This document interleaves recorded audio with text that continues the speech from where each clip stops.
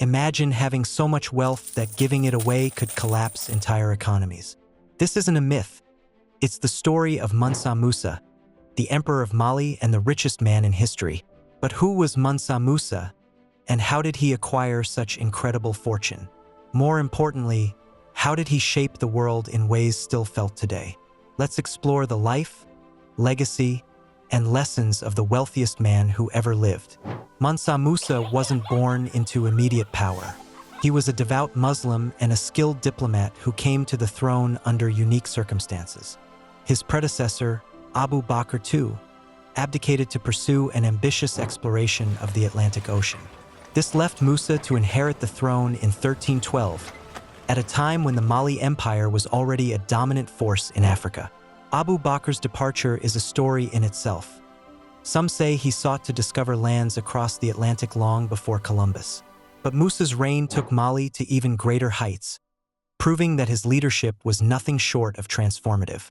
Under Musa, Mali controlled some of the richest gold mines on Earth, producing nearly half of the world's supply at the time. Gold wasn't just a resource. It was a symbol of power, culture, and economic influence. Alongside gold, Mali was also a hub for the salt trade, another commodity as valuable as gold in medieval times. Salt was transported through extensive trade routes connecting Mali to North Africa, the Middle East, and Europe. These trade networks made Mali a global economic powerhouse, linking Africa to the broader medieval world. In 1324, Mansa Musa embarked on the pilgrimage of a lifetime, the Hajj to Mecca. But this was no ordinary journey. His caravan included over 60,000 people, including soldiers, servants, and scholars. He brought with him hundreds of camels, each carrying loads of pure gold.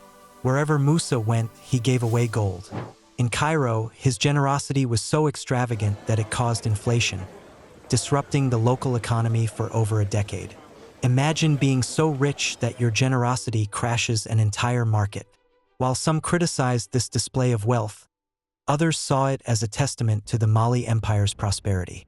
The Hajj wasn't just about religion. It was also a strategic move to put Mali on the map, quite literally, in the medieval world. Mansa Musa's influence extended beyond wealth. Upon returning from his pilgrimage, he invested heavily in education, culture, and architecture. Timbuktu, a city in his empire, became a center of learning and commerce. It housed the renowned Sankore University and some of the world's oldest libraries. These libraries contained thousands of manuscripts on subjects ranging from astronomy to medicine, theology, and law. Scholars from across Africa and the Islamic world traveled to Timbuktu to study, making it a beacon of knowledge during the medieval period.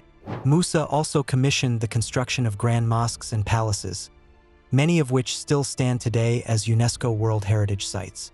His reign elevated Mali's status as a cultural and intellectual hub, connecting it to the wider Muslim world. Mansa Musa passed away around 1337, leaving behind an empire at the peak of its power. But his legacy didn't fade. His story was passed down through oral traditions and medieval texts, cementing his place in history as a symbol of African greatness. Today, Mali's history is a source of pride and inspiration. However, it also reminds us of the complexities of wealth and power. Musa's story challenges stereotypes about medieval Africa, showing the continent as a land of innovation, culture, and global influence. Adjusted for inflation, Mansa Musa's wealth is estimated at over $400 billion, surpassing even today's wealthiest individuals. But his true legacy lies in how he used his fortune, not just to build personal power, but to enrich his empire's people, culture, and knowledge. His story teaches us about the power of vision, generosity, and investment in knowledge. It reminds us that true wealth isn't just about what you have, it's about what you leave behind. Mansa Musa wasn't just the richest man in history. He was a visionary leader who reshaped his world. What would you do with his kind of wealth? Let us know in the comments below.